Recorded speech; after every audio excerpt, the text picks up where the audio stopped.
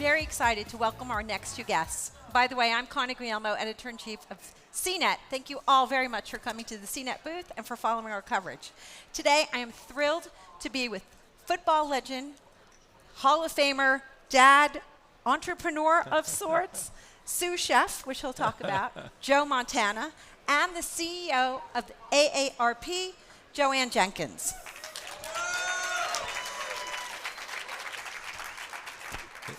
Okay, we're here to talk about a topic that is very interesting to a lot of Americans, and that is technology that will help older Americans continue to, as you guys have been saying for the past couple of days, stay in the game. About an hour or so ago, the AARP had a startup pitch session, and they had a bunch of companies come out and show technology that will help, I'm not going to say senior Americans because Joe Montana here is of a certain age, which I'll let him tell you, but that will help people of all ages, but particularly people who are older, continue to be mobile, active, live their best lives. So I'm going to start out by asking Joanne to talk a little bit about the technology sector for older Americans and what you're seeing. Well, I think what's so exciting about AARP being here at CES is that we're seeing that people are living longer lives. Think about this, a 10-year-old born today has a 50% chance of living to be 104. And so as we think about how we're going to live our whole life course if we have 100 years to live, we certainly aren't going to just stop living at 50. And so being able to live vibrant, healthy lives and stay active through the use of technology or through the use of living healthier, eating healthier. And we were so excited to see some of the ideas that were presented today that really were addressing not just issues that older people have, but people, what I like to call ageless solutions. So, you know, some of the products that were presented today, like the one who won, was around balance. And we know that that's good for anyone who happens to be on a treadmill or is running or walking or just, you know, casually living their lives, that knowing how to use that technology and to stay vibrant is so exciting and so important. One of the things that you said earlier was that there are more Americans over the age of 65 than there are Americans under the age of 5. Is that right? For the first time in the history, that is the case. And so that's why it's so important that 10,000 people a day are turning age 65, and that's going to continue for at least the next 10 years. And so if you think about that occurring here in the U.S., there are 30 other countries that those statistics will apply to over the next 20 years. And the AARP has a booth downstairs. They've been working on an innovation lab and all sorts of solutions, so I invite you to go take a look at those. Okay, let's talk about the pitch competition today. And the product that won is right here from Zib Rio. I thought it was fascinating. It was developed by a woman who worked at NASA and originally worked on balance issues for astronauts. So why don't you tell us a little bit about the winning device? You particularly liked it, right? Yeah, it was one of those things where when I thought about it, I was going, well, you know, first of all, I never thought I'd have a balance issue. And then I was at home working out. My wife was doing these things on a piece of equipment that she had bought, and we were following this. And I usually do, because of my health, I usually do things that were straight ahead. So I started doing things sideways, and some of them had to do with balance, and I was shocked how bad my balance was. I mean, I couldn't do one rep and stay on one foot with these things. So when I saw this, it made a lot of sense to me to see that there is something that can help you work on it to let you know. I mean, otherwise, unless you test yourself, you don't know whether you have that problem. Hopefully I never fall, but without somebody knocking me over. But it's one of those things that really caught my interest, and actually was fun speaking to her about it after on how exactly it works and interfaced with your phone and on the internet, so that it'll give you exercises on how to help those things. And I've had one of my legs has been numb since '87, so it's probably part of it, but it'll help me get some of that corrected, and I look forward to. Yeah, it would be fun to try. Just to recap, it's a scale that you step on. It tells you how much you weigh. It's a scale. But the thing that it does is tells you what your balance is like and what the odds are that you're going to fall.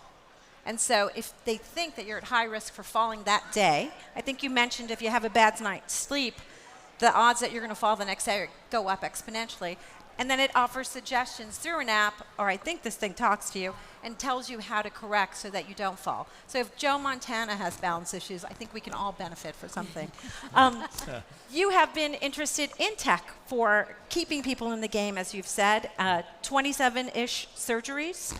Somewhere in that number, unfortunately. And there's a lot of tech out there now that people are looking at to bring forward, including to help injuries. And one of the things that we saw earlier had to do with light repair. Can you talk about the kind of tech that you were able to see or to have access to that you would like to see brought forward? Well, I think one of the unique things about being an athlete is you get to see a lot of technology early, especially when it comes to healing or performance enhancing somehow.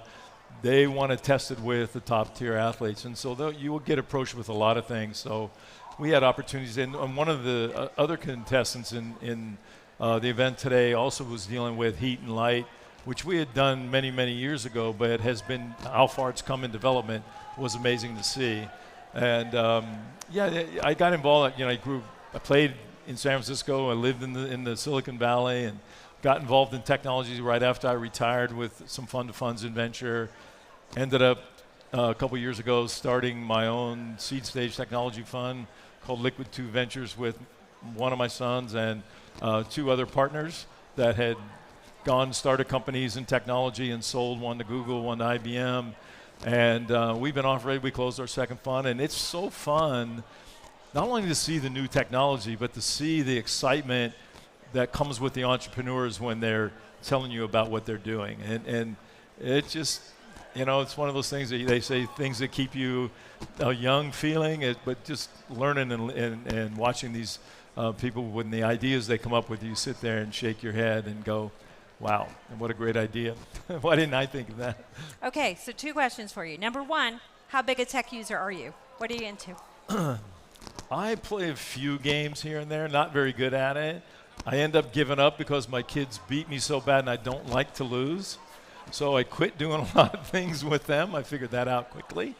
But I spend most of my time more at work on technology things. So no smart Fitbit, activity trackers? I tried it a couple times. Honestly, my wife will tell you that I have a great watch collection, and she'll be shocked I have one on today because I hardly ever wear them. I'm not used to things around my neck, around my hands, and so those kind of things, I can get used to. Plus, I know how bad a shape I'm in. I don't need someone to tell me. But they are fun and they are useful for a lot of people. But yeah, I love seeing it and I love working and trying on it. But it changes so fast; it's hard to keep up. So we were talking backstage about how tech is going to help you live a better life. Again, the theme at AARP has been about staying in the game and tech that lets you stay in the game. So Joe Montana, tell the world next year when you come back to CES, what kind of tech you would like to see and that will impress you and help you live that better life and stay in the game. Well, if somebody can come up with a way to get me back on the football field by next year and negotiate a new contract, I'll give them half of it. Okay, you heard it here first. Does AI count? Any way I can get there, I'll take it. Okay. That's pretty funny. We were looking at a lot of the tech downstairs. One of it was a thing called Smarty Pan. You can put food in the pan and it'll tell you the nutritional value and all of that. You help cook at home. You said you're a sous chef. Why do you like that? Well, it was pretty interesting because if you're trying to watch your calories, it tells you how much you put in. Like a lot of times, like last night, I was helping in the kitchen. Like Jennifer and I usually cook together, and it said 2 tablespoons, and I was like, nah, it looks like 2 tablespoons.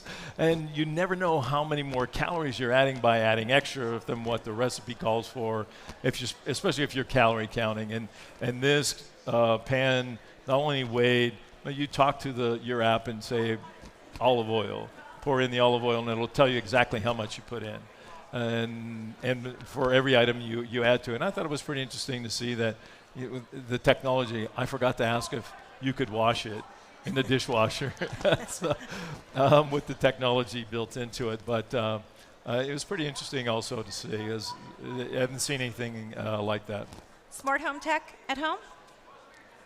Connected lights, thermostat? Yes. Oh, yeah. Are you kidding me? My wife had the Christmas tree light. We had one Christmas tree out on a little porch that we had, and we had another one in the living. She had names for them, and so as soon as she'd wake up in the morning, she tells someone to open up our drapes, and the drapes open, turn on the Christmas lights, and with the names. So when we got downstairs, they were all on, and yeah, she uses it a lot more than I do. Last sports question. No, not really. I have a couple of sports questions. But some of the technology that helped you become a better athlete, I mean, we talk about this in sports today, how much measurement of sports there is. And there's even in a different sport, baseball, talking about having umps measure pitches and things. What's your view on sports and tech in general? Well, I think there are a lot of things that help sports, and I think there are also you can get inundated by how much information you see. One of the things that was so funny is like you see, if you look at the quarterbacks today, when they get to the side, they get to their tablet and they're looking at the plays that are on the pad, and they're replaying the play and they're looking at defenses. Well, unfortunately, I hate to say this thing all the time, but back when I was playing, we were in New Orleans, and the way we used to do it then is they would take a picture way up at the top of the dome, and they had a wire. They had a clip, stuck it on the clip, sent it down the wire, and by the time it got to the field, then the play was already over. But the technology has changed the game and changed the ability to look at information and be able to process it quicker and make changes quicker. Obviously, workouts have changed. Pitch count stuff is interesting. I don't know. They're talking about letting the technology call balls and strikes there. So I don't know how far we really want to go. It's slowed down the NFL a lot by replays and things like that, but I'm sure there are ways to fix that. But technology is fun. It'll only help the game in the end, as long as we don't get caught up in it. What about the 49ers? How are they doing? What do you think their odds are? I think they're doing pretty well. Yes. They're hanging in there. They are. I think they're playing well. They got everything going on both sides of the ball right now, and I think one of the biggest things is you hear about other teams talking about injuries, and they're pretty healthy, and it's really important to have that extra week off and rest for just to get the guys. I mean, if you used to see the linemen, they were the worst because they had bruises on their arms from the beginning of the year till the end, and the ability now to try to keep these guys healthy for Sunday instead of beating them up in the week, and this extra week hopefully gives them a little bit more rest. And I think they'll play well Saturday. I'm looking forward to it. And what about beyond? What are their odds? Well, I think I look for them to make it to the Super Bowl. I'm not sure who they'll be playing, but I think they make it. And they're one of those. They're having that kind of year right now. What about coaching? Joe Montana, going back on the sidelines. I have 4 kids. I don't need 57 more. so I've given up on the coaching side of it. I enjoy watching the game, and that's about my extent right now. Okay, one more question for AARP. We saw a lot of great technology, and you were talking about some things that weren't in the pitch competition. What is your favorite piece of tech? Without, calling, I know they're all your favorite children, but the categories of tech that you're seeing that you think we should all be paying attention to? Well, I think what's important is, as we're seeing, particularly with our 38 million members, it's around medication management. And how are we going to assist people who are caregivers, who are taking care of people who are in their homes or are doing it through telemedicine? And so you can see it. I can see some advancement from last year's products, but I think there's still a long way to go. So I would say in the medication management and helping people to be better caregivers and better patients. That's great. Okay, we have just a few seconds left. 2 more questions that my team wanted to know. You were talking about trying to get back in the game. Technology can keep people in the game longer. How do you know when it's time to walk away? Well, for me, it was more physical. At that point in time, I had just suffered another concussion in one of the playoff games in Kansas City, and I was looking at not only my life but my family. And at that point in time, my boys were starting to hit the impressionable age, starting to play sports. The girls had kind of grown. I missed a lot of that part. Unfortunately, I feel absolutely horrible about.